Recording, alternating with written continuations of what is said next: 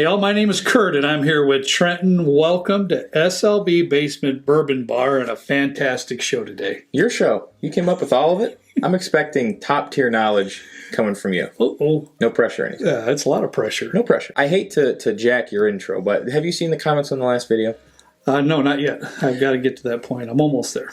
Well, I was looking at them, and I can't remember why, because I usually don't. I kind of leave that up to you. Right. But I saw a couple mention my hair.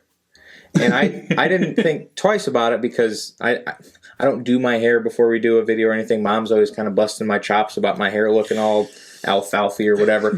But a lot of comments were like, "What's up with Trenton's hair? Did he take a nap beforehand? Does he wear a hat all day?"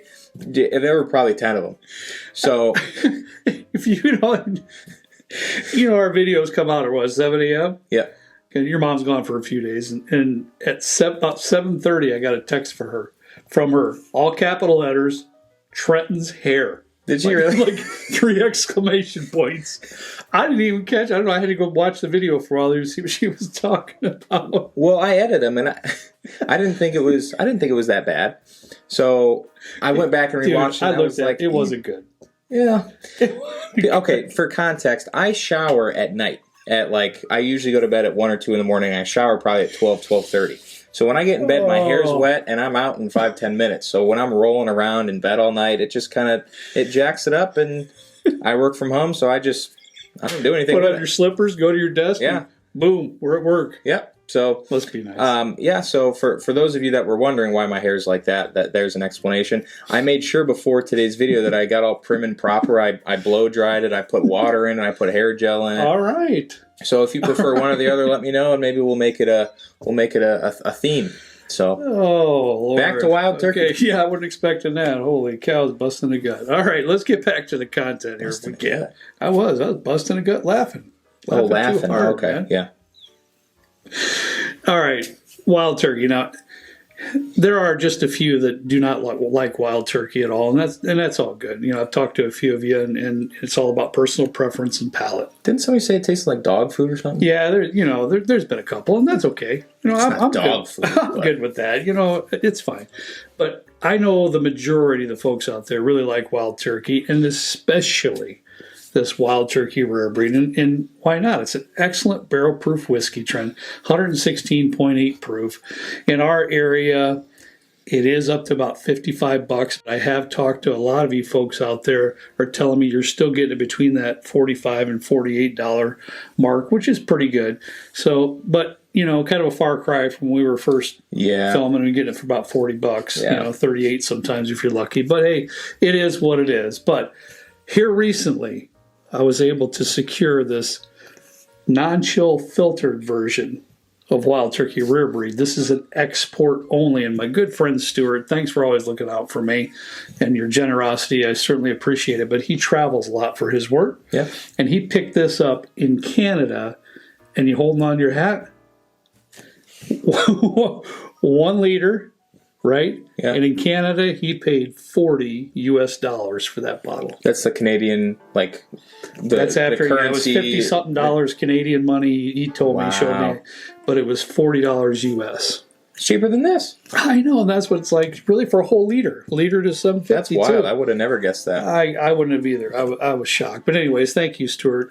I really was looking forward to this because I want to do this video. I was looking for it for you for a while, and you managed to get it beforehand. So I'm glad you're able to find it. Yeah, and while we're on it, I really want to dive into for just a few minutes. A lot of folks have been asking, you guys talk about non-chill filtered. What is it? So as we're looking into this, the U.S. release of the rare breed, let's talk about it just for a little bit.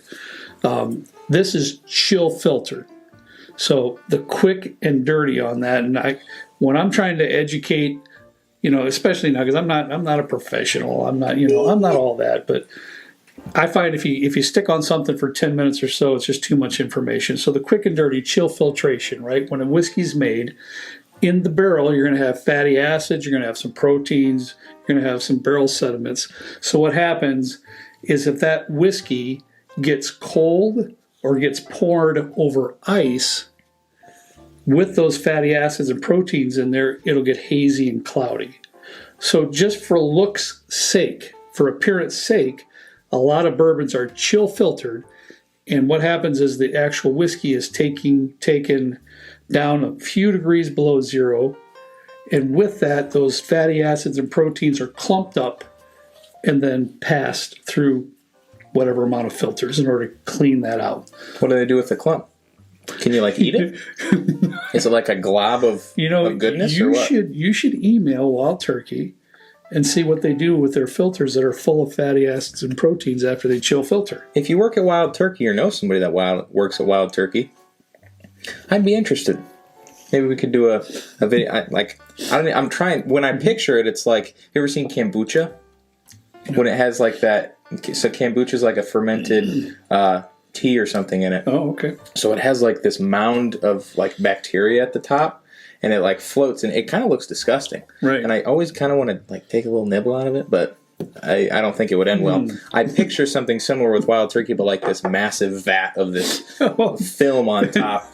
That acids and proteins. You might dunk your, do the workers like dunk their finger in and get a taste? Who knows? Well, we'll just do this quick taste for this release here because we all know it's great. We got some great flavors in there, a little maple, a little caramel. I always love that burnt toast that I get from that. That grounds everything. It's like gives a it depth of flavor.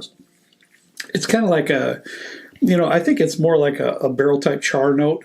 But to me, it tastes on my palate more like a burnt toast would taste. Now I kind of want to eat some burnt toast. Mm-hmm. It's really good. I'll be honest with you. I don't drink Wild Turkey Rare Breed too often. Mm-hmm. This is probably the first time I've had it in a couple months. Mm-hmm. But man, how long has this been open? Oh, I get not long. Okay. Because I get those once every 3 months, I'm saying. Once every 3 or 4 months. Now, I usually pour mine over ice, Trenton, so the chill filtration then, once I pour it over ice, the whiskey will still stay, good consistency and color. It won't get hazy or anything like that. Okay. So let's move on to the non-chill filter. So basically the non-chill filtered, guys, it just isn't chill filtered like this particular bottle like we just explained. However, the whiskey still needs to be filtered because it has barrel sediments and things like that in it, but it's not chill filtered, so the fatty acids are not going to clump up. They're going to stay intact and stay in the whiskey. Now, rule of thumb is flavor, aromas, everything's more prominent and a little bit more powerful when whiskeys are not non-chill filtered. That's the rule of thumb, and we're going to find out with this one, how this one works out. Well, if the nose is any indication, that's really nice. Like maybe you're knocking the microphone. I apologize. I'm getting too excited here. I got to settle down. Really nice. That maple flavor, like that maple nose, just comes full swing. Yeah, it's just this is beautiful. This is amazing on the nose. This would be good with like a waffle for breakfast. I feel like it is. Like screw the Bloody Marys. Just go full Rare Breed unfiltered. It lets. The aromas are it's just powerful. It really is. And the maple note, like Trenton's saying, is front and center on this particular version. Sweet Jesus. I'm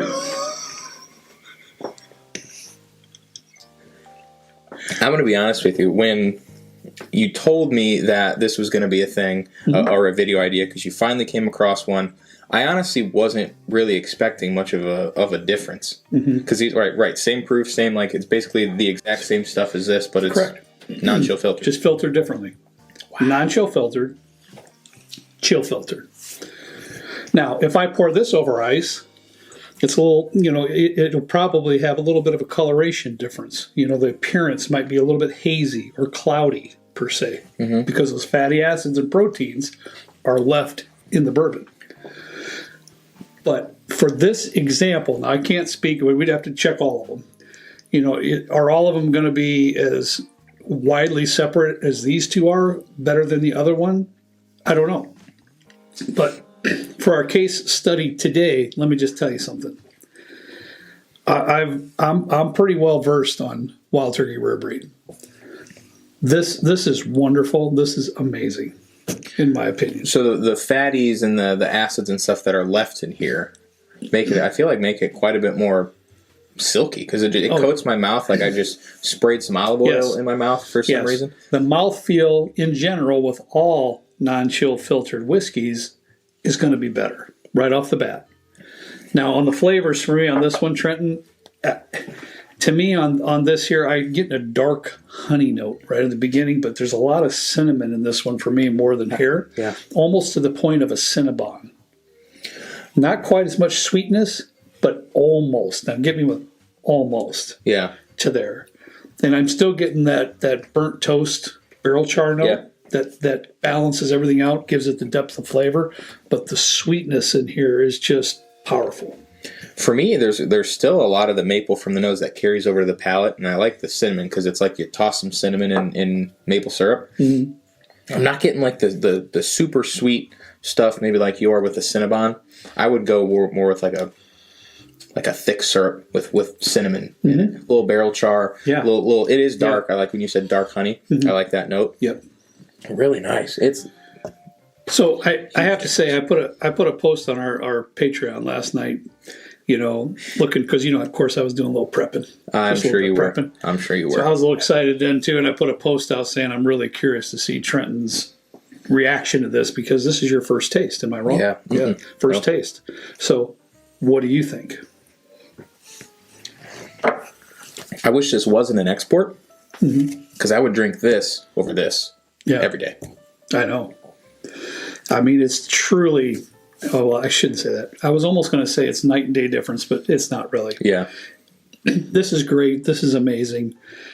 It really elevates the bourbon in this example with non-chill filtered. And if you're ever around, if you have anybody traveling overseas, if you got somebody traveling, especially we know it's in Canada. Thank you again, Stuart. Yeah, Stuart, thank you. But if you can get your hands on it, give it a shot. Try. Because this is great. If you love this like I do, holy cow. Yeah, that's wild. Yeah. Wild. Good comparison. Yeah. All right, that's all we got for you today. I hope you learned something. I did. I had to study a little bit for this video, so I learned some things as well. Sure you did. So I did. So I hope you did as well. This has been great. Thanks for letting me do some wild turkey. Yeah, I like wild turkey. I don't mind tasting it every now and then. So this was a cool comparison. I've heard from other folks that this is spectacular. Yeah. I don't want to say I didn't believe them, but I was like, how much different could it be from this? I agree with you. When I took the first sip last night, Trenton, as I was doing a little prepping, my eyes literally went, holy moly. You fell out of your seat? No, I was sitting in a recliner. Oh. It'd be hard to follow that. Well, that's true. Live stream Friday, Four Roses blind, big show. Don't miss it. We got giveaways. We got a lot of fun. Kent will be back here. This is our first live show after the Bourbon Madness. Mm-hmm. So we're back to the usual swing of things. Don't miss it. Friday, 8 p.m. Central. Yeah. Hope to see you all there. Yeah, always a lot of fun. Please drink responsibly, and we'll see you next time right down at Trenton 9, the good old basement bourbon bar. See you later.